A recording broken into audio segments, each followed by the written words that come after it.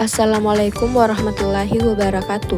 Perkenalkan, nama saya Nur Sahina Dewi dari kelas 12 IPA 2. Di video ini, saya akan menjelaskan materi mengenai sistem pengolahan makanan khas daerah yang dimodifikasi.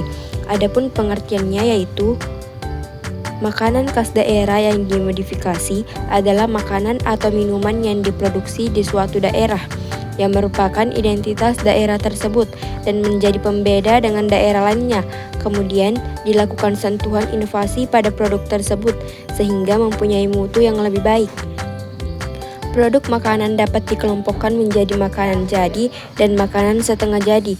Makanan jadi adalah makanan yang dapat langsung disajikan dan dimakan. Makanan setengah jadi membutuhkan proses untuk mematangkan sebelum siap untuk disajikan dan dimakan. Adapun jenisnya, yaitu menurut bahan bakunya, makanan khas dikelompokkan pada makanan khas daerah yang berbahan nabati dan makanan khas daerah yang berbahan hewan.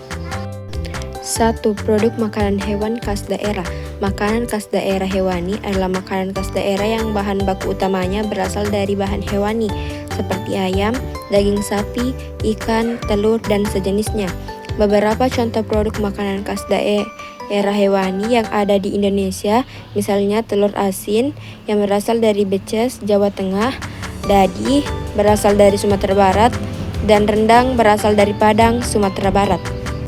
Contohnya yaitu 1. Telur asin. Renahan bakat telur, umumnya telur bebek, kemudian diawetkan dengan cara penggaraan.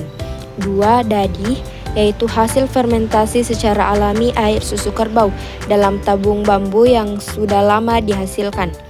3. Rendang, yaitu berbahan dasar daging sapi, mempunyai cita rasa pedas yang dalam pembuatannya diperkaya rempah-rempah. Selanjutnya, produk makanan nabati khas daerah.